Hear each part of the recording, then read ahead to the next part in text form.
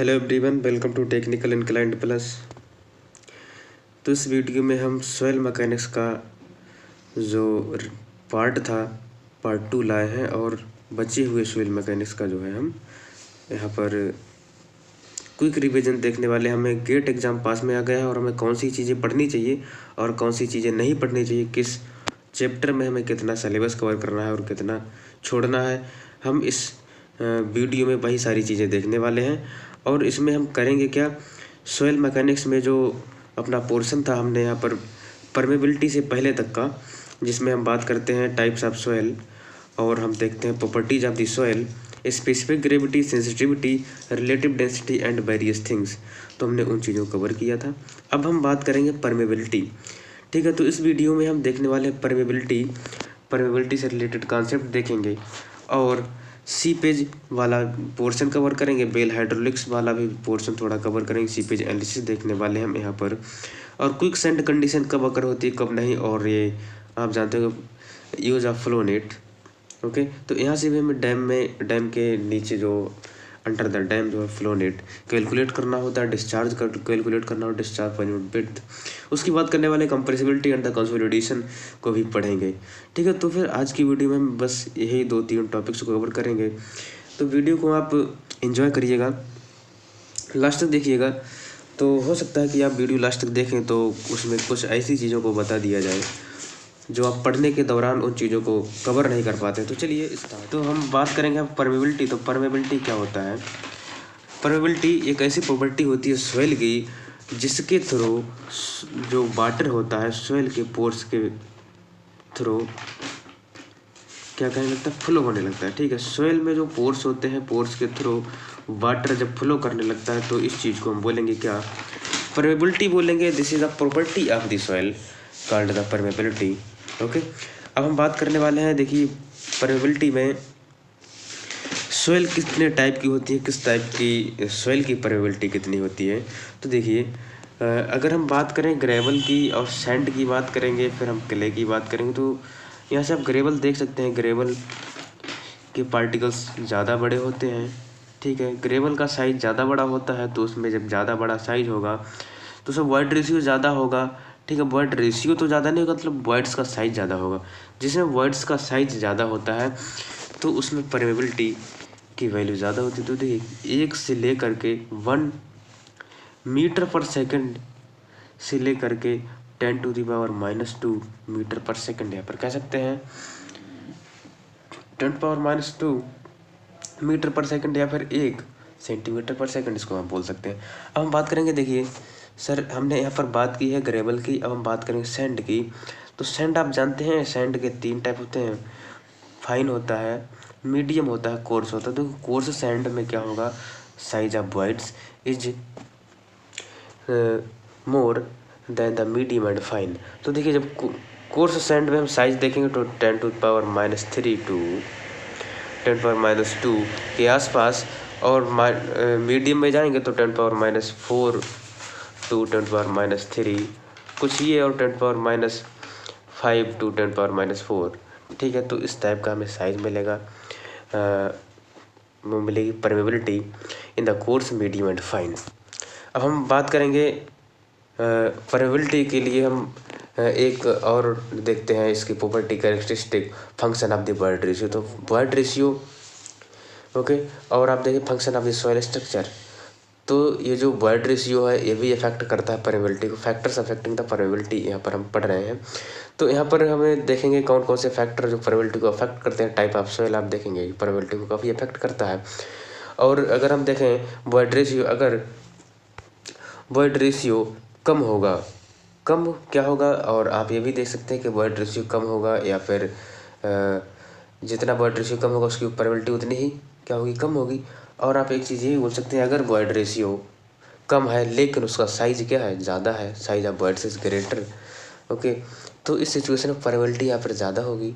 और function of the soil structures, ठीक है, सॉइल स्ट्रक्चर्स के हम फंक्शन की यहाँ पर बात करेंगे। और सॉइल मतलब किस टाइप का डिस्पर स्ट्रक्चर है या फिर आपकी फ्लोकुलेंट स्ट्रक्चर है। और ये देखिए function of the permeant materials. Okay, function of the effective stresses, तो these factors are very responsible for the permeability. Okay, अब नेक्स्ट हम बात करें, देखिए आइसोट्रोपिक एंड एनआइसोट्रोपिक सॉइल। तो आइसोट्रोपिक सॉइल क्या होती है, एनआइसोट्रोपिक सॉइल क्या होती है। अगर हम एक्स एक्सिस और वाई एक्सिस की बात करेंगे तो देखिए permeability in the direction of X and permeability in the direction of Y should be same. Okay, the same permeability in the different direction, then in this situation we will call the isotropic soil. अगर हम anisotropy soil की बात करें तो कि permeability in the direction of x does not equal to the permeability in direction of y. तो अगर x direction में परमेबिलिटी और y डायरेक्शन में परमेबिलिटी दोनों सेम नहीं है तो उसको हम क्या बोलेंगे, इसको बोले anisotropy soil. अब हम परमेबिलिटी को मेजर करने की जब बात करते हैं तो यहाँ पर हमें 2-3 तरह के टेस्ट मिलते हैं जो हम लैब में टेस्ट करते हैं और फील्ड में टेस्ट करते हैं, ठीक है। और कुछ एम्पेरिकल फार्मूलेज होते हैं। अगर हम बात करें कि जो लैब में हम टेस्ट कर रहे हैं तो लैब में हमें 2 तरह के टेस्ट मिलते हैं। लैब में हमें 2 तरह के, एक मिलता फॉलिंग हेड टेस्ट और एक मिलता कांस्टेंट हेड टेस्ट। और अगर हम फील्ड की बात करते हैं, फील्ड में पंपिंग इन टेस्ट मिलता है, पंपिंग आउट टेस्ट मिलता है। और बाकी हमें कुछ टेस्ट कुछ ऐसे हैं जो हमें देखने को मिलते हैं इम्पेरिकल फार्मूलाज के थ्रू। इम्पेरिकल फार्मूलाज होते हैं उसके थ्रू हम क्या करेंगे, परमेबिलिटी को डिटरमाइन करते हैं। तो ये जो अपना ऊपर हम देख रहे हैं कि Q, okay, Q equal to the K delta H upon L into A. अगर आप डेल्टा H अपान L को देखेंगे तो इसके लिए आपको क्या करना है, आपको छोटा सा डायग्राम समझना होगा। तो छोटा सा डायग्राम कैसे समझेंगे, देखिए कोई वाटर यहाँ पर है तो ये कैसे फ्लो होगा। वाटर हमारा तभी फ्लो होगा जब वाटर के फ्लो होने के लिए हमें शियर स्ट्रेस मिलेगी। तो shear stress, okay, shear stress हमें कब मिलती है, जब हम शियर स्ट्रेस कह सकते हैं, फिर हम कह सकते हैं कि जब हमें स्लोप मिलेगा तब वाटर फ्लो होगा। हमें स्लोप कुछ इस तरह से मिलेगा। तो एक अपना टैंक ये है, दूसरा अपना टैंक यहाँ पर इंस्टॉल्ड है, ठीक है। ये अपना हमने पाइप लगा दिया। अब क्या होगा कि वाटर यहाँ से इस पाइप के थ्रू इस दूसरे वाले कंटेनर में आएगा। तो इस सिचुएशन में आप क्या देख सकते हैं कि इसका हेड कुछ रहा होगा और इस वाले का हेड कुछ रहा होगा, ठीक है। तो मैं इसका मान लेता हूँ H1, इसका मान लेता हूँ H2। तो डिफरेंस बिटवीन द हेड्स आप यहाँ पर देख सकते हैं सर। तो डिफरेंस तो यहाँ से हमें मिलेगा H1 माइनस H2।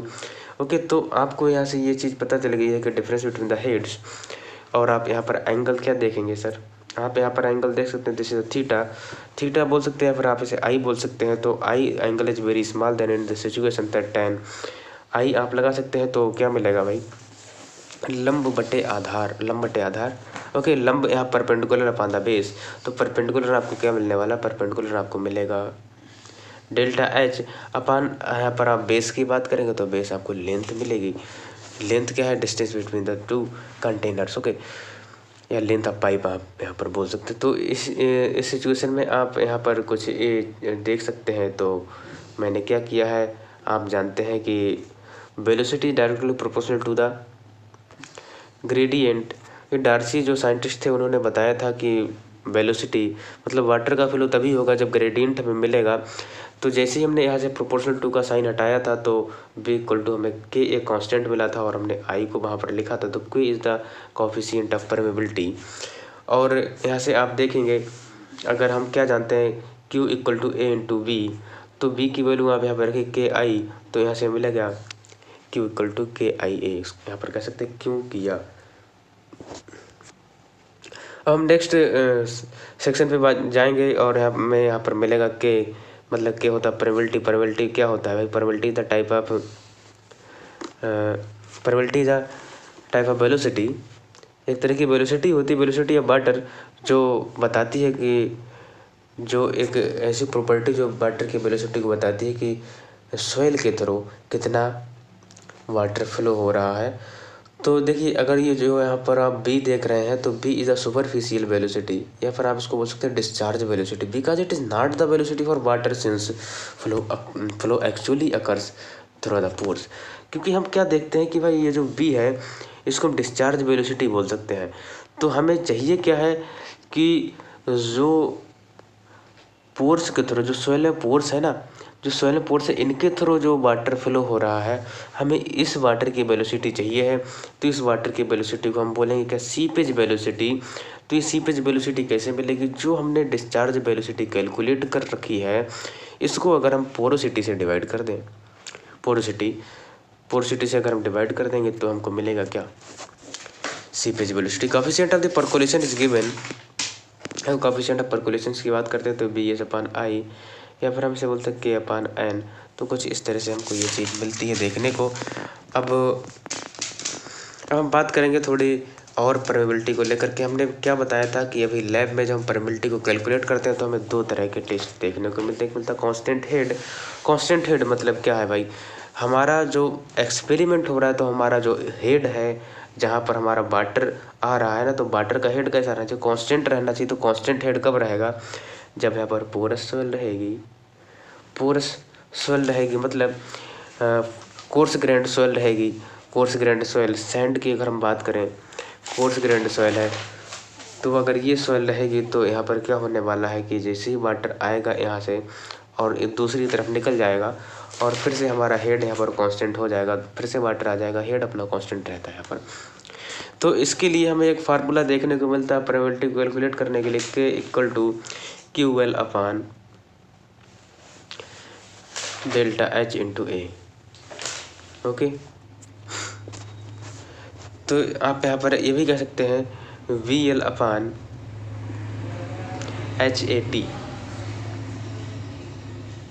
VL/ आप यहाँ पर बोल सकते हैं क्या, HAT, क्योंकि अगर आप Q को यहाँ से थोड़ा रिप्लेस करेंगे तो क्या मिलेगा BL/HAT। तो आप यहाँ से BL/hat बोल सकते हैं।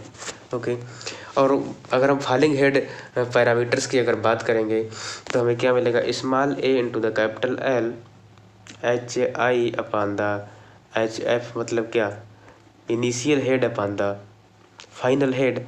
और ये होगा क्या, ln में log E यहाँ पर लेते हैं, जहाँ पर हमें ln मिलता है वहाँ पर log E लेते हैं, अपॉन A TF - TI, मतलब final time minus initial time. तो ये कब परफॉर्म किया जाता है, परफॉर्म किया जाता है फाइन ग्रेन्ड सॉइल जहाँ पर मिलती क्ले। और कांस्टेंट प्रोबेबिलिटी टेस्ट हमें कब करना होता है, जब हमें मिलती कैसी सॉइल को, सैंड टाइप की सॉइल मिलती, कोर्स ग्रेन्ड सॉइल। अब देखिए हम प्रोबेबिलिटी की बात करें फॉर द स्ट्रेटिफाइड सॉइल्स के लिए प्रोबेबिलिटी किस तरह से हमें देखने को मिलती है। K = हमको देखने को मिलता है K1Z1 + K2Z2 + K3Z3 upon the Z1 + Z2 + Z3 when the flow is taking place parallel to the beds। तो देखिए हमें सॉइल कुछ इस तरह से मिल रही है और हम यहाँ पर देख रहे हैं कि कुछ इस तरह से फ्लो हो रहा है पैरेलल टू द बेड्स, कुछ इस तरह से फ्लो देखने को मिल रहा है। तो यहाँ पर हम लगाएंगे K1Z1 + K2Z2 + K3Z3, कुछ ये वाला फार्मूला लगाएंगे इक्विवेलेंट परमेबिलिटी कैलकुलेट करने के लिए। When flow is taking place normal to the vertical of the soil bed. देखिए कुछ सॉइल बेड्स को ये देखने को मिल रहा है और हम इसमें करना क्या है, हमें इसमें प्रोबेबिलिटी कैलकुलेट करनी है। लेकिन यहाँ पर वाटर का फ्लो कुछ इस तरह से वाटर का फ्लो हो रहा है normal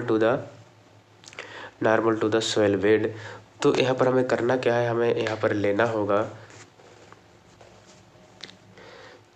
Z/K equivalent upon = Z1 K1 + Z2 K2। तो यहाँ पर हम एक चीज़ ये भी बोल सकते हैं कि Z1 + Z2 + Z3 upon Z1 K1 + Z2 K2, कुछ इस तरह इधर हम K इक्विवेलेंट कर सकते हैं ना। तो ये जो पोर्शन मिला इसको आप नीचे ले आइए और K इक्विवेलेंट को साइड में ले जाइए। If the soil is not in isotropic, okay, if the soil is not isotropic अगर हमारे पास सॉइल नहीं है, then having the different permeability in the different directions. तो हमें अगर हम बात करें कि हमारे पास सॉइल कैसी है जिसमें x डायरेक्शन परमेबिलिटी और y direction permeability is not same, then in this situation we will apply the formula for the 2D flow in the x and z directions, then K equivalent will be calculated by the √kx × the kz. For the 3D flow in this situation we will calculate the K equivalent, मतलब क्या होगा ये equivalent permeability को kx ky kz, यहाँ पर cubic root लिया जाएगा इस चीज़ का। Coefficient of absolute permeability is equal to calculated by the Allen Hazen formula. Allen Hazen's formula थे, एक एलन हैजन नाम के एक साइंटिस्ट थे जिन्होंने एक फार्मूला दिया था। तो उन्होंने बताया था कि एब्सोल्यूट परमेबिलिटी कुछ इस तरह से C/D tan का स्क्वायर, कुछ इस तरह से हम इसकी परमेबिलिटी कैलकुलेट करेंगे, जहाँ पर C की वैल्यू होगी 100 to 150 and D10 is the effective grain size in the centimeter and K in the centimeter per second। और अगर हम बात करेंगे अगला कि flow through the non homogeneous section, अगर हमारा फ्लो हो रहा है किसके थ्रू, नॉन होमोजेनियस सेक्शन के थ्रू। देखिए ये आप फार्मूला याद कर लीजिए, क्योंकि यहाँ से आपको एक क्वेश्चन देखने को मिल सकता है। प्रीवियस ईयर भी एक गेट में क्वेश्चन यहाँ से बना था और हमें इसमें करना कुछ नहीं था, हमें K1 और K2 का रेशियो कैलकुलेट करना था आई होप, और यहाँ पर α1 और α2 की वैल्यू दे रखी थी। तो अगर हमें ये चीज़ पता होता, ये फार्मूला पता होता K1/K2 equal to the tan α1 upon tan α2, कुछ अगर हमें ये फार्मूला लर्न होता तो हम इस चीज़ को बहुत आसानी से हैंडल कर सकते थे। आइए हम बात करेंगे aquifer. What is the aquifer? Aquifer is the saturated formation of the earth material which not only stores water but yield in sufficient quantity।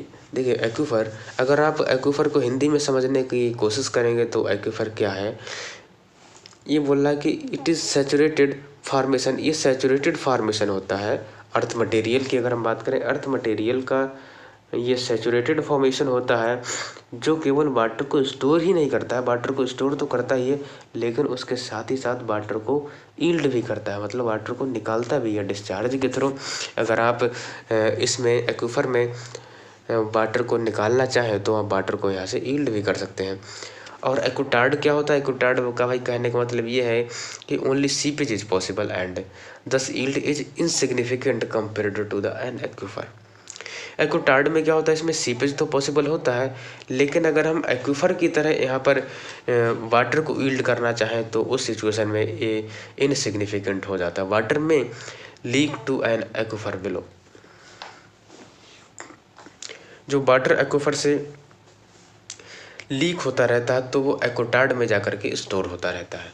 ठीक है, अब हम बात करें एक्विक्लूड और एक्विफ्यूज। ओके, एक्विफ्यूज और एक्विक्लूड से अगर बात करेंगे तो देखिए एक्विफ्यूज क्या होता है, ये तो कुछ भी नहीं, ना तो स्टोर करता है और ना ही यील्ड करता है। लेकिन एक्विक्लूड का काम क्या होता है? Aquiclude is the geological formation which is essential impermeable to flow of water. ये जो दोनों हैं तो आप इसमें बात कर सकते हैं कि इसेंशियल इम्परमिएबल होते हैं, ठीक है, परमिएबल नहीं होते हैं कि जो आप चाहें कि इसमें से वाटर फ्लो हो जाए, ये इम्परमिएबल होगा जिसके थ्रू कि वाटर यहाँ से फ्लो नहीं हो पाएगा। अब देखिए हम बात करेंगे क्या इस स्पेसिफिक यील्ड और स्पेसिफिक रिटेंशन से आपको क्वेश्चन जरूर देखने को मिलेगा। जो मैंने बोल दिया सो बोल दिया है। अगर आप देखेंगे तो आपको यहाँ से 1 नंबर का क्वेश्चन जरूर देखने को मिलेगा। हो सकता है कि यहाँ से डायरेक्ट फार्मूला ही पूछ लिया जाए, या फिर यहाँ से कुछ आपको ये मिल सकता है कि एक इस पे बेस्ड कोई छोटा सा क्वेश्चन बना दिया जाएगा। अगर आपका यहाँ से थोड़ा सा भी कॉन्सेप्ट क्लियर रहेगा तो आप इस क्वेश्चन को बहुत ही आसानी से कर पाएंगे और 1 नंबर 2 नंबर का जो भी क्वेश्चन होगा आप वहाँ से नेगेटिव में नहीं जाएंगे बल्कि आप यहाँ से पॉजिटिव में रहेंगे, 1 नंबर कैरी कर पाएंगे। तो देखिए स्पेसिफिक यील्ड की अगर हम बात करें तो SY equal to the volume of water yielded under the gravitational effect upon the total volume. तो देखिए स्पेसिफिक यील्ड की अगर हम बात करें तो हमारे पास क्या होती है, सॉइल होती है। ओके, सॉइल होती है, सॉइल आप जानते हैं सॉइल होती है। तो सॉइल में हम क्या करते हैं कि जब हम वाटर को निकालते हैं by the pumping operation, okay, by the pumps, जब हम वाटर को निकालते हैं तब क्या होता है, तो इस सिचुएशन में आप देखेंगे कि कुछ वाटर ऐसा होता है जो ग्रेविटेशनल इफेक्ट के through under the gravitational effect ये क्या होता है कि यील्ड कर लिया जाता है, वाटर यील्ड हो जाता है किसके through, under the gravitational effect. तो जो ग्रेविटेशनल इफेक्ट के थ्रू वाटर को यील्ड किया है upon the total volume of water, इसके अंदर टोटल वाटर का वॉल्यूम कितना था तो हम उतना अगर निकाल लेते हैं तो इसे क्या बोलेंगे, specific yield, volume water yielded under the gravitational effect upon the volume of aquifer. अब हम स्पेशल रिटेंशन की बात करेंगे, volume of water retained under the gravity effect. तो जब ग्रेविटेशनल इफेक्ट के थ्रू वाटर निकल रहा था लेकिन इसके पोर्स में कुछ वाटर ऐसा था जो ग्रेविटेशनल इफेक्ट के थ्रू नहीं निकला था बल्कि उसी जगह पे रिटेन हो गया था, रुक गया था।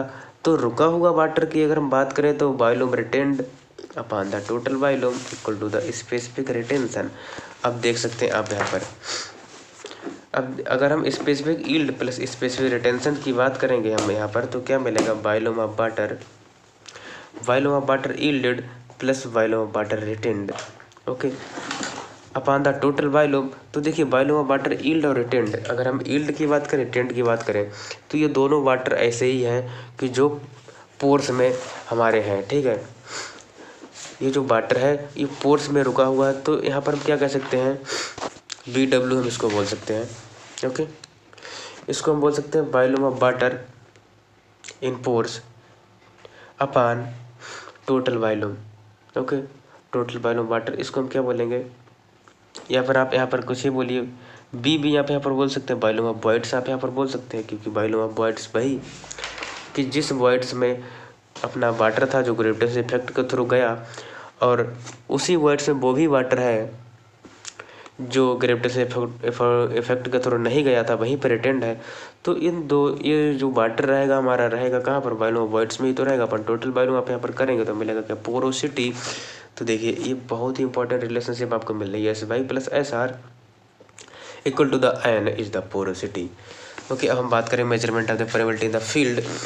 तो अगर हम परमेबिलिटी को फील्ड में मेजर करने की बात करेंगे तो हमें अनकन्फाइंड और फ्लो पंपिंग टेस्ट करना पड़ेगा।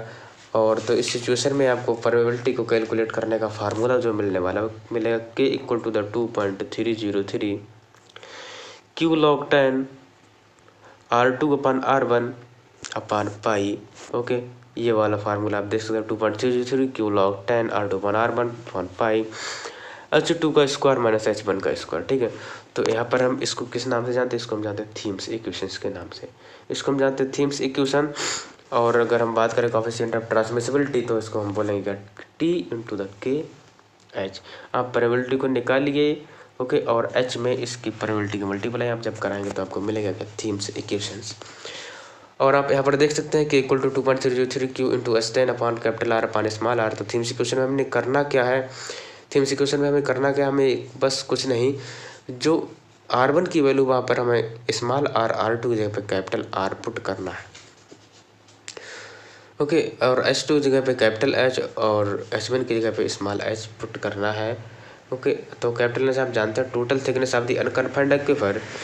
नेक्स्ट ये जो चीज़ थी नीचे वाला आप जो इक्वेशन है मिला है, इसको हम बोलेंगे क्या, ड्यूपिट्स इक्वेशन, और ऊपर वाली इक्वेशन को बोलेंगे थीम्स इक्वेशन। तो अगर आपको ड्यूपिट्स और थीम्स का नाम जहाँ पर मिलता है तो आप समझ जाइएगा कि हम यहाँ पर अनकन्फाइंड एक्वीफर और कन्फाइंड एक्वीफर में परमेबिलिटी को निकालने की बात कर रहे हैं, या फिर हम डिस्चार्ज को कैलकुलेट करने की बात कर रहे हैं। तो देखिए कन्फाइंड एक्वीफर में यहाँ पर क्या होने वाला है, कन्फाइंड एक्वीफर में यहाँ होने वाला 2.303 Q log 10 और R2/R1 और 2 पाई DH2 - H1, ओके।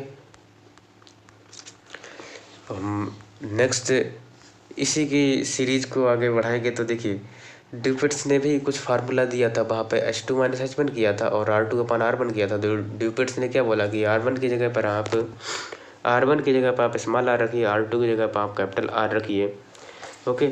और जो आप H2 बोल रहे हैं, H2 की जगह पर आप कैपिटल H रखिए और H1 की जगह पर आप क्या रखिए भाई, स्मॉल h रखिए। Effective stress, okay. हम यहाँ पर बात करें इफेक्टिव स्ट्रेस, जो टरजागी थे कार्ल टरजागी, तो कार्ल टरजागी ने इफेक्टिव स्ट्रेस से रिलेटेड हमको यहाँ पर 2-3 कॉन्सेप्ट दिए थे। उन्होंने बताया कि जब सॉइल पर हम कोई भी स्ट्रक्चर बनाते हैं तो वहाँ पर हमें मिलता क्या है, हमें वहाँ पर स्ट्रेस मिलता है।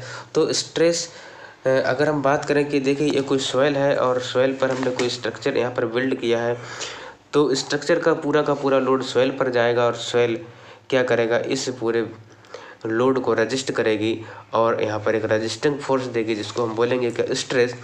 तो रजिस्टिंग फोर्स जो जिसे हम बोल रहे हैं स्ट्रेस, तो इस स्ट्रेस को हम बोलेंगे स्टार्टिंग में टोटल स्ट्रेस। तो total stress equal to the, तो जो टोटल स्ट्रेस हमें यहाँ पर मिलने वाला है, जो ग्रेन साइज होते हैं, जो पार्टिकल्स होते हैं, सॉइल पार्टिकल्स जो पास होते हैं, ये इंटरकनेक्टेड हो जाते हैं, तो ये हमें देते हैं क्या, ये हमें देते हैं इफेक्टिव स्ट्रेस, ठीक है। सॉइल पार्टिकल जब पास आ जाते हैं हमें इफेक्टिव स्ट्रेस। और जो सॉइल पार्टिकल्स के अंदर जो वाटर होता है, कभी कभी प्रेजेंस होता है, वाटर प्रेजेंट रहता है, ये वाटर हमें देता है पोर वाटर प्रेशर। तो पोर वाटर प्रेशर का नेचर हमेशा कंप्रेस होने का रहता है, नेगेटिव रहता है। तो अगर हम टोटल स्ट्रेस जो हमको मिल रहा है, ठीक है, तो हम यहाँ पर बोल सकते हैं कि total stress equal to the effective stress plus the pore water pressure, ठीक है। तो हमें कुछ ये मिलेगा। अगर हम टोटल स्ट्रेस की बात करेंगे तो अगर हमें यहाँ से निकालना है इफेक्टिव स्ट्रेस, तो इस पोर वाटर प्रेशर को टोटल स्ट्रेस में से घटा दिया जाएगा और हमें कैलकुलेट कर लेना होगा क्या इफेक्टिव स्ट्रेस और certain aspects of the engineering behaviour of the soil comparisons compression and the shear strength are the function of the effective stress. अगर हम कैपिलरिटी इन द सॉइल्स की बात करेंगे, सॉइल में कैपिलरिटी जब हमें देखने को मिलती है तो वो हाइट हम कैलकुलेट करते हैं 4t cos theta, 4t cos theta बोल सकते हैं, 4t cos अल्फा बोल सकते हैं। नीचे आप रो जी डी करिए या फिर आप रो जी को आप बोल सकते हैं गामा। ओके, तो देखिए 2t cos अल्फा अपान गामा इंटू डी। तो आप यहाँ पर एक चीज़ और देखें, अगर हम वाटर एट 4 डिग्री सेंटीग्रेड की यहाँ पर बात करने वाले साथियों, अगर हम वाटर जो 4 डिग्री सेंटीग्रेड पे वाटर रखा हुआ अगर हम वहाँ पर बात करने वाले हैं तो 0.3084 आप यहाँ से लीजिए और डिवाइड करिए उसे आप डी से। अगर हम वाटर की बात करें, वाटर जो 20 डिग्री सेंटीग्रेड पर रखा हुआ है तब भी आपको क्या करना, 0.2975 अपॉन डी आपको कुछ ये लेना है। तो आप यहाँ से कैलकुलेट कर पाएंगे क्या HC या फिर D इन द सेंटीमीटर्स। तो आप यहाँ पर देख सकते हैं, अगर आप 4 डिग्री सेंटीग्रेड की बात करते हैं तो आपको 0.3084 लेना होता है और 20 डिग्री सेंटीग्रेड की बात करते हैं तो यहाँ पर 0.297 लेना होता है। अप्रोक्स आपको 0.3 के आसपास ही वैल्यू यहाँ पर लेनी होगी। हम सीपेज एनालिसिस की यहाँ पर बात करने वाले साथियों, तो सीपेज एनालिसिस होता क्या है, सीपेज जो वाटर अपना सीप कर जाता है डैम के थ्रू। अगर हम यहाँ पर डैम की बात करेंगे, देखिए ये हमारे पास कोई डैम बना हुआ है, कोई हाइड्रोलिक स्ट्रक्चर बनी हुई है, तो आप क्या देख रहे हैं कि साथियों यहाँ पर कोई वाटर भरा हुआ है, यहाँ पर वाटर भरा हुआ है और ये डैम में क्या है, टक्कर मार रहा है। ये डैम में टक्कर मार रहा है तो ये वाटर क्या करेगा, वाटर इधर से तो जाएगा ना, क्योंकि ये इम्परमिएबल ये कुछ बाउंड्री आपको मिल रही है। तो ये करेगा क्या, आप देख सकते हैं कि ये जो नीचे वाला पोर्शन है, नीचे वाले पोर्शन से वाटर जाने की कोशिश करेगा, नीचे वाले पोर्शन से वाटर यहाँ से जाने की कोशिश करेगा और यहाँ से नीचे फ्लो हो करके डैम के नीचे जाएगा और डैम के नीचे जा करके क्या करेगा, डैम को थोड़ा कमज़ोर करेगा। और क्या हो सकता है कि इधर से इसके नीचे से जा करके डैम के ये वाटर कुछ, इसको हम बोलेंगे क्या, अप स्ट्रीम बोलेंगे, और ये अप स्ट्रीम से वाटर फ्लो होकर के डाउन स्ट्रीम में पहुंच जाएगा। अगर अप स्ट्रीम में वाटर का लेवल कुछ यहाँ पर H बोल सकते हैं, तो डाउन स्ट्रीम में आपको वाटर का लेवल, यहाँ पर मैं बोल रहा हूँ H1, डाउन स्ट्रीम में आपको वाटर का लेवल मिलेगा थोड़ा कम H2। ओके, तो यहाँ से आप देख सकते हैं कि सीपेज क्या था। सीपेज एक इस तरह की प्रोसेस थी जो हमने डैम के नीचे से वाटर को जाते हुए देखा और हमने उसके एनालिसिस करना शुरू कर दिया।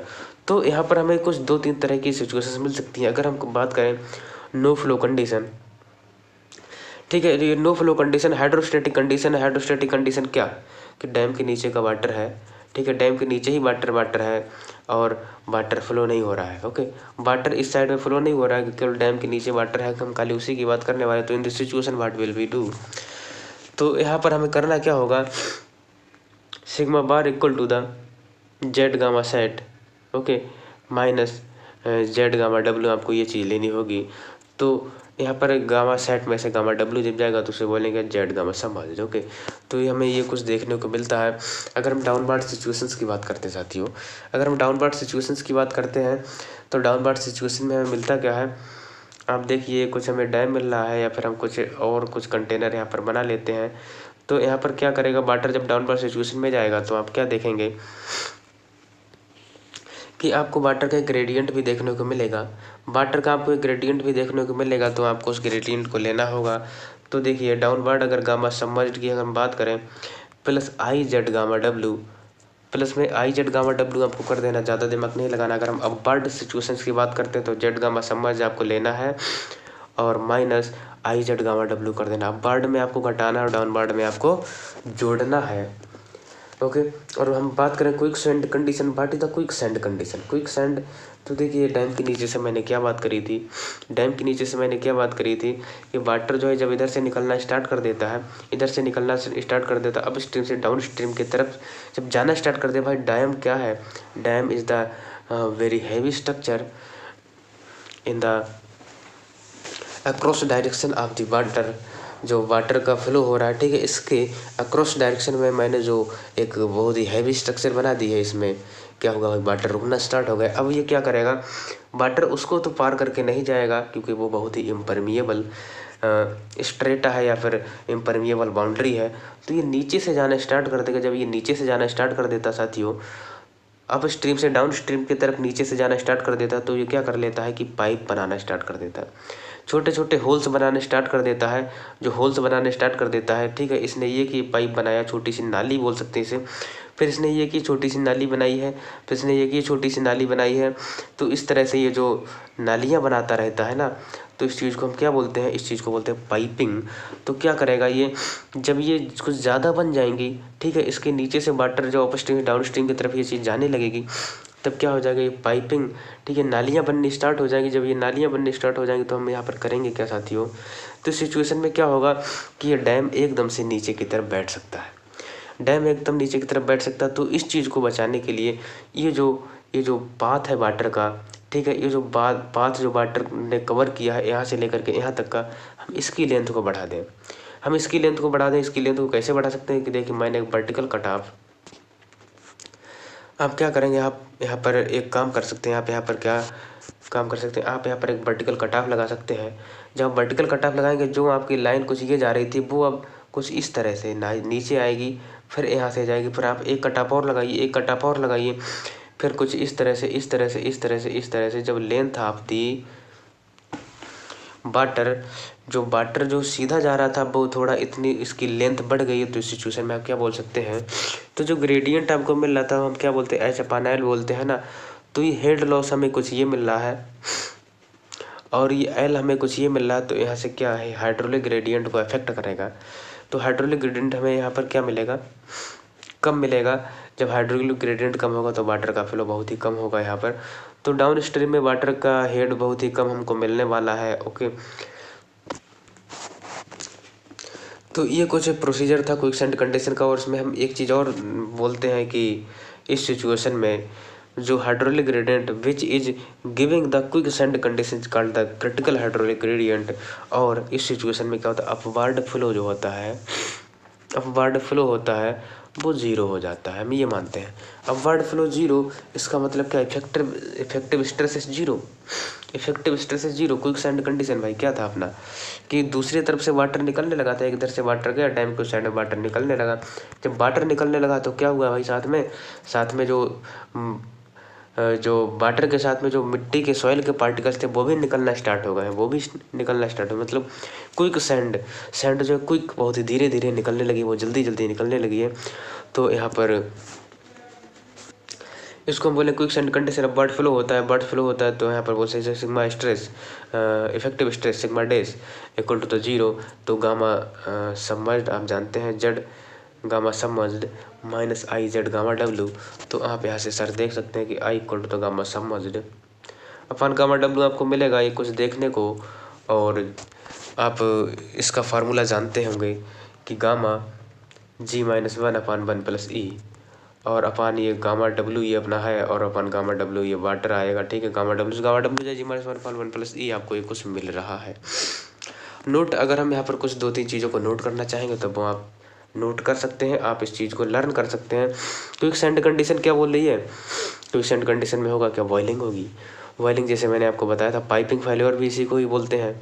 Is a condition not the type of soil. Quick sand, अगर आप सैंड की बात करेंगे तो यहाँ पर हम क्या बोल रहे हैं, क्विक सैंड, क्विक मतलब जल्दी जल्दी निकल रही है अपनी सैंड, तो आप इसको कोई भी टाइप की मिट्टी ना समझिएगा। It is the condition, it is a type of condition, it is not other type of soil.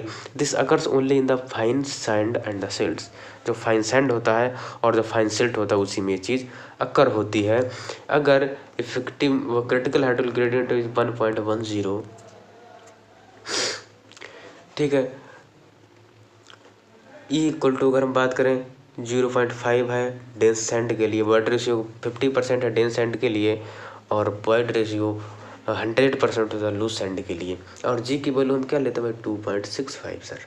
और इस सिचुएशन में हमें क्रिटिकल हाइड्रोलिक ग्रेडियंट मिल जाएगा 1.10, और क्रिटिकल हाइड्रोलिक ग्रेडियंट मिलेगा लूज सैंड के केस में 0.83। आई होप आपको ये चीज़ समझ में आप आई होगी।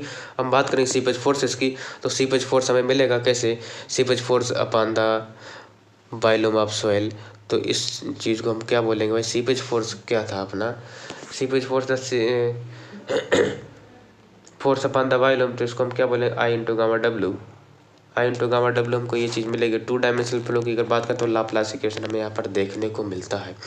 General set of the Laplace equations yields 2 set of the orthogonal curve to each other, one set flow lines and second set of the copotential lines, both together forms the flow net।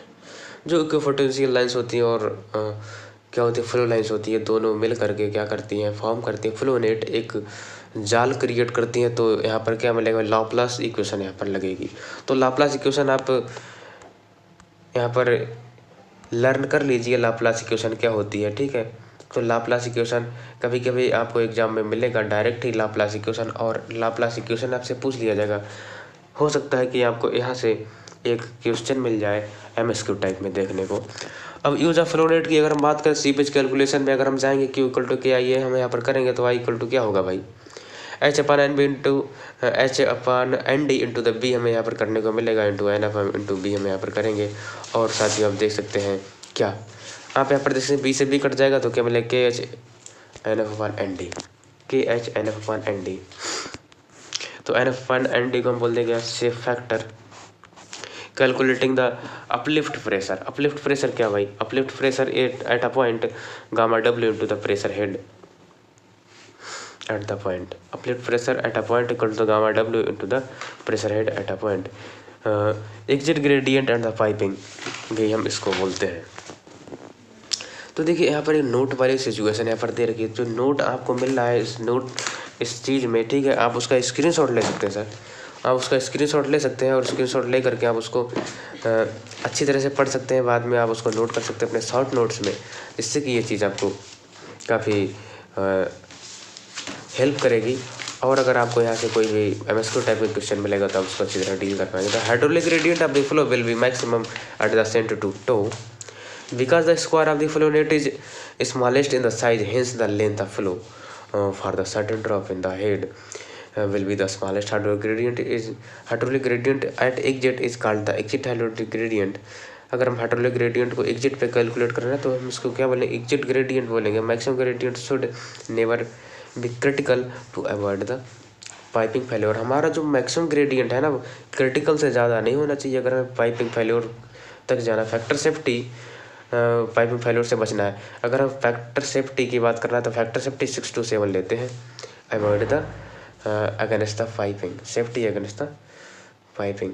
अब हम unconfined flow की बात करें, देखिए ferritic surface,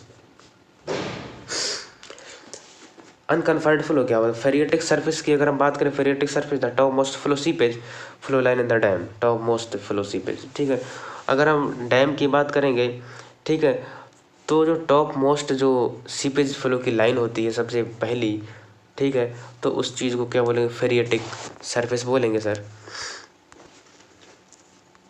Y using the property of parabola in the unconfined flow, तो यहाँ से हम क्या कैलकुलेट कर सकते हैं, X square plus Y square equal to the X plus S, तो Q equal to K E into the S. आप यहाँ से कुछ ये अप्लाई करेंगे। Soil compaction, okay, soil compaction हम यहाँ से पढ़ने वाले हैं।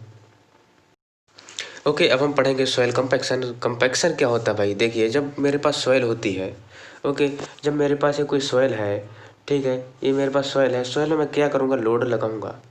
ओके, सॉइल पे आप लोड लगाएंगे तो उसमें होगा कि इसमें डायरेक्ट वॉल्यूम चेंज मिलेगा। आपको थोड़ा सा ऐसा लगेगा कि वॉल्यूम चेंज हो रहा है, तो वॉल्यूम चेंज क्यों होगा, क्योंकि जो सॉइल के अंदर वॉइड्स है, ओके, सॉइल के अंदर वॉइड्स है, आप जानते हैं, आपने 3 फेज डायग्राम में आपने पढ़ा होगा, जो सॉइल के अंदर वॉइड्स होते हैं, वॉइड्स में या तो होता है एयर या फिर होगा वाटर। जब सॉइल के अंदर से एयर का एक्सपल्सन हो जाता है, एयर रिमूव हो जाती है, तो इस सिचुएशन को बोलते हैं कंपैक्शन। जो हम लोड लगाया और जो सॉइल में वॉइड्स थे, और वॉइड्स में से जो हमारा एयर वाला पोर्शन था, एयर वाला कंटेंट था, वो जल्दी से जल्दी क्या होगा, रिलीज हो गया, air get release in the compaction. तो हम क्या बोलेंगे यहाँ पर, ये सॉइल का कंपैक्शन हो रहा है। और ये प्रोसेस जो होती है क्या होती है, मैकेनिकल प्रोसेस आप इसको बोल सकते हैं। और कभी कभी ऐसा होगा कि एयर के निकल जाने के बाद हमारा कंटिन्यूस लोड जब लगा रहता है तब वहाँ से वाटर निकलना स्टार्ट हो जाता है। जब वाटर निकलना स्टार्ट हो जाता है, जब वाटर निकल जाता है तो सिचुएशन को, जब पोर्स से पहले एयर निकला बोला कंपैक्शन, जब पोर्स से वाटर निकल जाए बोलेंगे क्या, कंसोलिडेशन। ओके, तो कंपैक्शन को हम क्या करते हैं भाई, लेबोरेटरी में इसको एनालाइज करने के लिए, कंपैक्शन को कैलकुलेट करने के लिए हम क्या करते हैं, लेबोरेटरी में टेस्ट करते हैं। और लेबोरेटरी में जब हम टेस्ट करेंगे तो कंपैक्शन को किस किस चीज़ में कैलकुलेट कर सकते हैं, कंपैक्शन हम कैसे में कैलकुलेट करेंगे। अगर हमें कंपैक्शन चाहिए तो हम देखेंगे ड्राई डेंसिटी, कि सॉइल में पहले कितनी ड्राई डेंसिटी थी, ठीक है, अब कितनी ड्राई डेंसिटी है। Then compaction is calculated in the form of the dry density. Okay, तो देखिए लेबोरेटरी में हमने क्या किया, स्टैंडर्ड प्रोडक्ट हमने टेस्ट किया है। स्टैंडर्ड प्रोडक्ट टेस्ट होता है, इसे हम बोलते हैं SPT, स्टैंडर्ड प्रोडक्ट टेस्ट। तो उसने क्या किया, standard volume of the mould लिया, ठीक है, standard volume of the mould लिया 944 cc, आप इसको बोल सकते हैं 944 सेंटीमीटर टू पावर 3, ठीक है, ये था। या फिर आप इसको बोल सकते हैं 1/30 फीट की पावर 3, मतलब क्यूबिक फीट आप इसको बोल सकते हैं। Fill soil in the 3 layers and compact each layer by the 25 number of blows.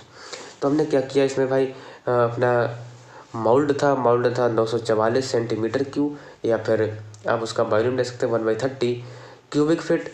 और हमने सॉइल को लिया भाई उसमें 3 लेयर्स में, और हमने उसको कंपैक्ट करना शुरू कर दिया। एक लेयर को हमने 25 बार कंपैक्ट किया है। और हमारे पास जिससे हमने कंपैक्ट किया वो हमारे पास स्टैंडर्ड हैमर था, वो हैमर था जिसका हमें पास वेट था कि 2.495 kg। तो इसको हम बोल सकते हैं क्या, इसको हम बोल सकते हैं 2.5 किलो का हमारे पास हथौड़ा था। और हमने जो मोल्ड था 944 सेंटीमीटर क्यूब, इतने का जो हमारे पास मोल्ड था, उसको हमने 2.5 किलो के हथौड़े से 3 लेयर्स में जब हमने उसका कंपैक्शन किया है, और हर एक लेयर को जब 25 बार कंपैक्ट किया है, तो हमको मिला क्या है, यहाँ पर आप देख सकते हैं। और आपको एक चीज़ ये भी देखनी होगी कि हैमर जो है, अगर हम गिराते हैं ना, कि हमें हैमर की हाइट भी तो देखनी होगी, कितनी हाइट से हम हैमर को गिराते हैं। कहीं ऐसा तो नहीं हम एकदम खतरनाक हाइट पे ले जाते हैं। तो यहाँ पर हमें 20 इंचेस, मतलब 12 इंच कह सकते हैं, 1 फीट 304.8 mm की हाइट से आपको हैमर को गिराना है। Okay, peak of curve corresponds to the maximum dry density and the water content is also known as the optimum moisture content, जिसको बोलेंगे OMC। तो peak of curve corresponds to the maximum dry density आपको यहाँ पर मिलेगी। जब हम curve की यहाँ पर बात करेंगे तो देखिए हमको कुछ इस तरह से कर्व मिलता है।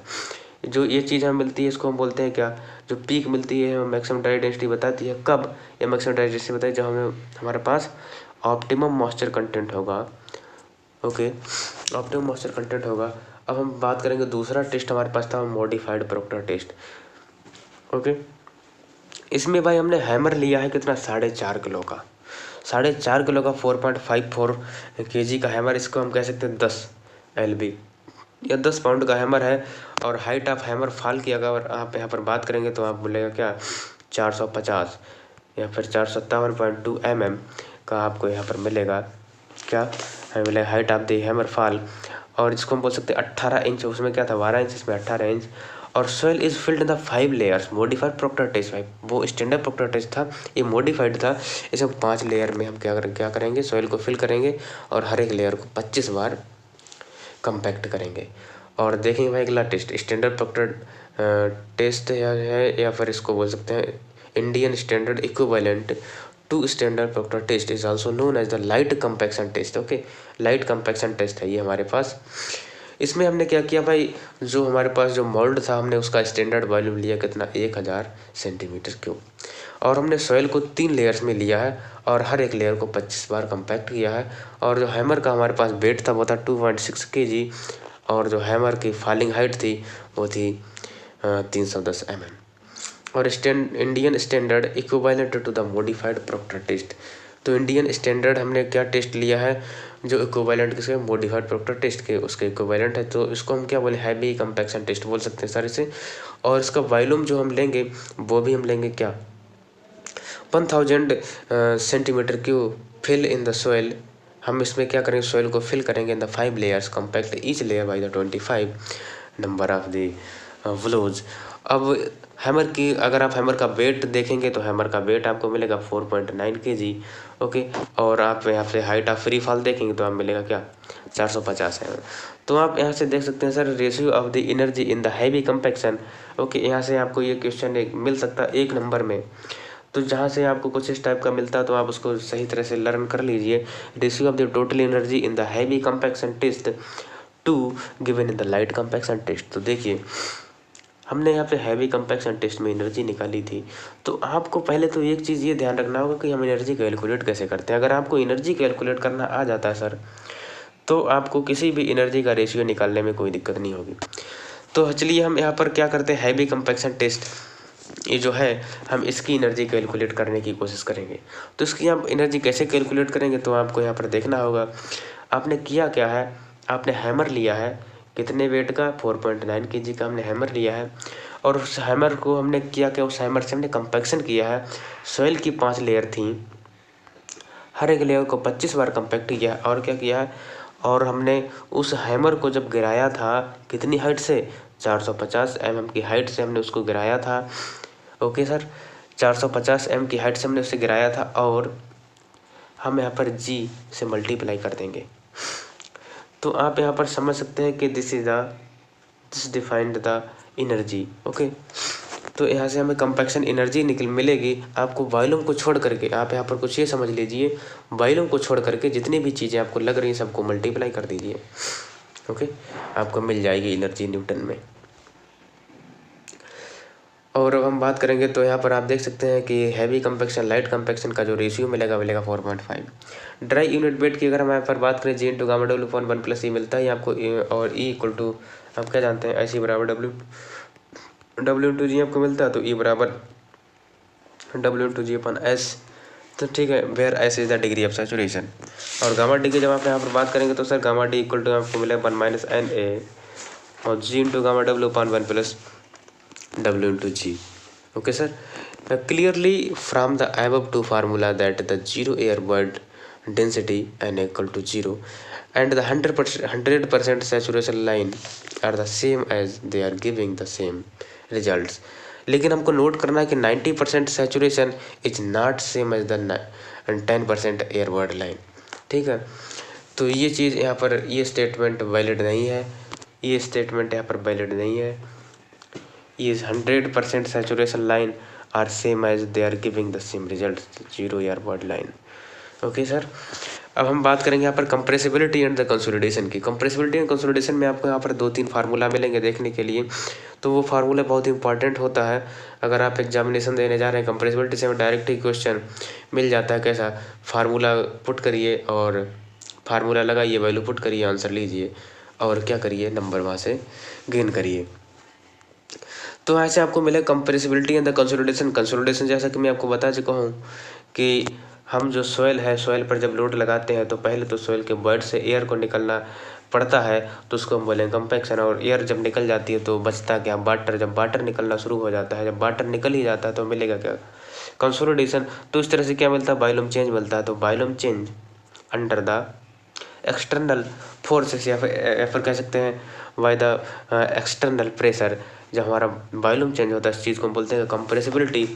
तो कंप्रेसिबिलिटी में आप देख सकते हैं सर कि कंप्रेसिबिलिटी में आप देख सकते हैं कि हम कंसोलिडेशन की बात करें तो कंसोलिडेशन हमारे यहाँ पर 2-3 स्टेजेस में होता है। तो पहला कंसोलिडेशन यह हुआ जिसको हम बोलेंगे प्राइमरी कंसोलिडेशन, ठीक है। पहला कंसोलिडेशन हमारा ये हुआ कि हमने वॉइड से वाटर को निकाल दिया, ठीक है, primary consolidation. Number 2 secondary consolidation क्या होगा, जब वॉइड्स है ना भाई, वॉइड से अपना वाटर निकल गया तो वॉइड्स खाली हो गए, फ्री स्पेस वहाँ पे बचे, तो वॉइड्स पास आने की कोशिश करेंगे।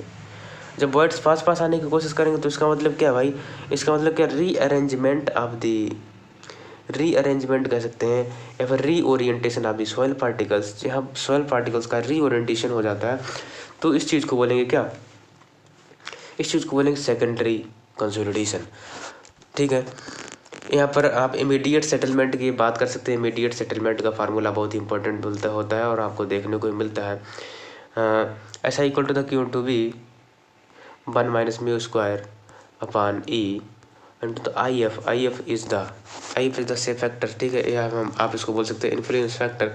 Settlement due to the primary consolidation squeezing out of the pore water from the loaded structural saturated soil causing a time dependent decrease in the volume is known as the primary consolidation।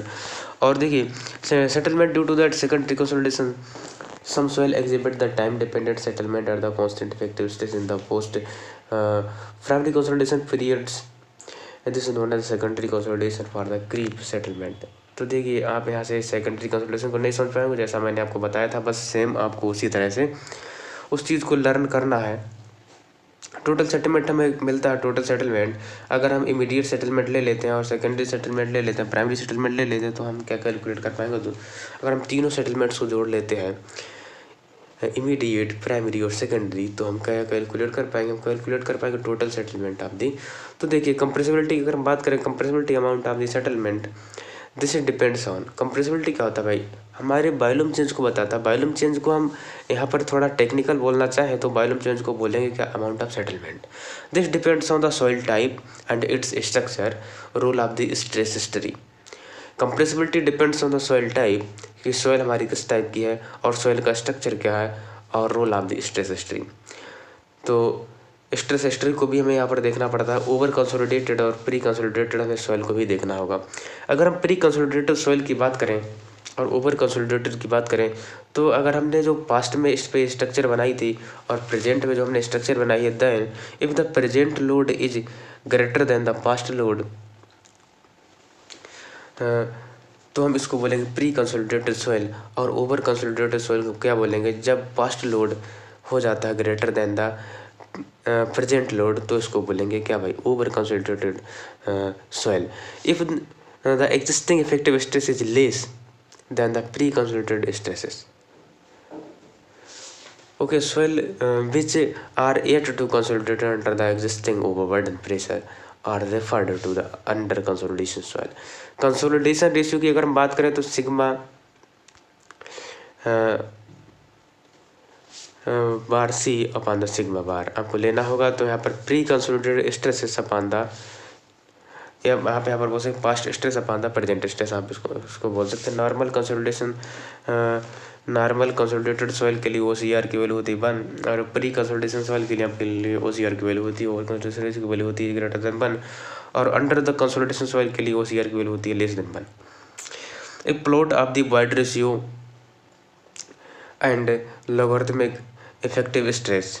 ठीक है, तो आपको कुछ इस तरह से मिलता है, ऑलवेज स्ट्रेट लाइन होता है for the normally consolidated soil. If the, इसके लिए बात करें तो convex curvature for the consolidated clay. ठीक है, तो आप यहाँ पर सर देख सकते हैं कि इसने क्या बात करी, इसने ई की बात करी है और लॉग सिग्मा की बात करी है। कुछ इस तरह से इसने बोला है कि अगर हम इसका वॉइड रेशियो और ये लॉगरिथमिक इफेक्टिव स्ट्रेस का अगर हम कर्व देखेंगे, और अगर हम ये देख रहे हैं नॉर्मली कंसोलिडेटेड सॉइल के, तो मिलेगा क्या, लीनियर, मिलेगा क्या, लीनियर। ओके, अगर हम ये चीज़ देख रहे हैं किसके लिए, ओवर कंसोलिडेटेड सॉइल के लिए, तो मिलेगा क्या, कन्वेक्स कर्वेचर, थोड़ा सा कन्वेक्स मिलेगा, नियर टू द लीनियर। ठीक है, तो कुछ इस तरह से आपको मिलेगा देखने के लिए। तो आगे हम बात करें for the normally consolidated soil, it is therefore possible to express the compressibility property of the soil by the noting the slope of the straight line portion of the E minus log 10 log sigma stress. ठीक है, plot, तो ई log sigma अगर हम इसका stress का plot करेंगे तो हमको मिलेगा क्या, पैरामीटर मिलेगा, जिसको हम बोलेंगे क्या, जैसा कि मैंने अभी आपको एक डायग्राम बना करके दिखाया था कुछ इस तरह से, इस तरह से, और ये हमको लाइन मिली थी, यहाँ से मैंने क्या बोला था, इस चीज़ जा रही लॉग सिग्मा और ये जा रही थी ई। तो ये जो हमको लाइन मिली है, तो सर ये जो लाइन मिली है, तो इसको हम क्या बोलेंगे, इसको बोलेंगे हमको कोफिशिएंट ऑफ कंप्रेशन इंडेक्स, इसको बोलें कोफिशिएंट ऑफ कंप्रेशन इंडेक्स। और coefficient of compression index can be calculated by the, coefficient of compression index can be calculated by the end represented by the delta E upon the log sigma 2 upon the sigma 1। Okay, तो sigma 2 को हम ये बोल सकते हैं कि sigma 1 plus change in delta sigma, कुछ इस तरह से। ओके, तो आप यहाँ पर कुछ ये फार्मूला बना सकते हैं सर कि delta E upon log sigma 1 plus delta sigma upon the sigma 1, कुछ ही आपको मिलेगा। और सर आप देख सकते हैं coefficient of compressibility, what is the coefficient of compressibility, coefficient of compressibility आपको अब देखने को मिलेगा। अभी हमने बात करी थी कि लॉग सिग्मा हमें लेना है, लेकिन अब हमने ये कब किया था, ये हमने किया था लॉग सिग्मा तब लेंगे जब हमें लीनियर मिलेगा यहाँ पर प्रोफाइल। वैसे अगर हम सॉइल की बात करें, हमने लोड लगाया है, वॉइड रेशियो यहाँ पर थोड़ा चेंज हो रहा है, कुछ था और कुछ और हुआ है। वॉइड रेशियो मान लीजिए E1 था और E2 हो गया है। ऐसे अपना सिग्मा 1 था, ये सिग्मा 2 ये हो गया, स्ट्रेस बढ़ रहा है, वॉइड रेशियो कम हो रहा है। अब हमें यहाँ पर क्या देखने को मिल रहा है सर कि हमने जब यहाँ पर लॉग प्रोफाइल की बात करी तो हमें मिला था लीनियर, वैसे कुछ ये नेचर रहता, कॉनकैव मिलता है हमें डायग्राम, हमें कॉनकैव डायग्राम मिलता है, ऐसे बोलते हैं कोएफिशिएंट ऑफ कंप्रेसिबिलिटी।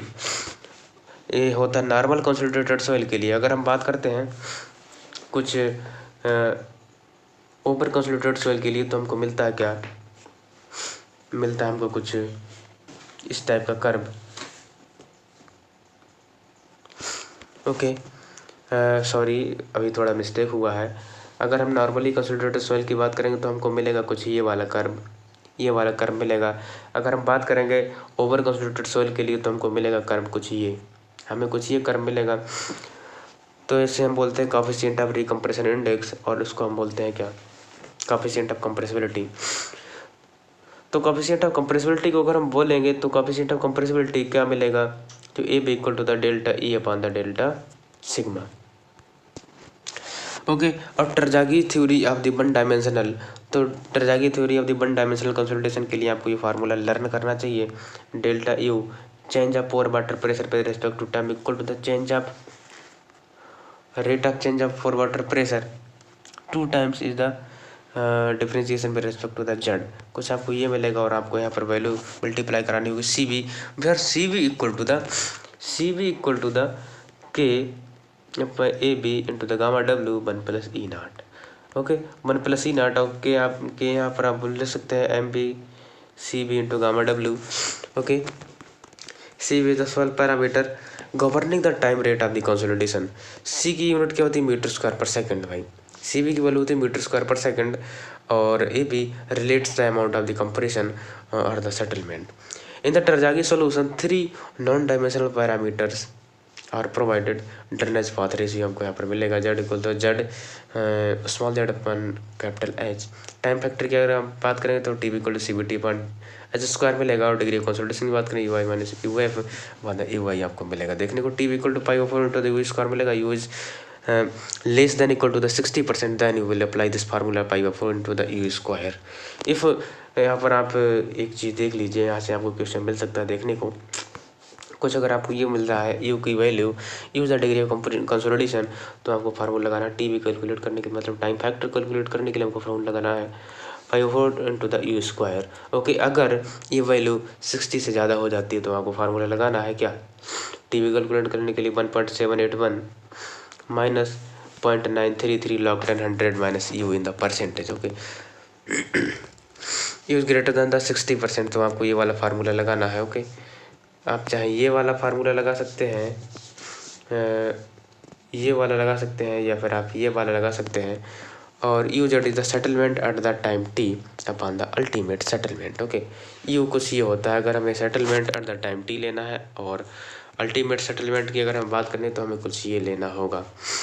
ओके, तो फिर आज की वीडियो में हमने पढ़ा है प्रोबेबिलिटी से लेकर के हमने कंसोलिडेशन तक के हमने जितने भी टॉपिक थे हमने उनको कवर किया है। अब हम बात करेंगे अगली वीडियो में, जिसमें हम फाउंडेशन इंजीनियरिंग को कवर करने वाले हैं।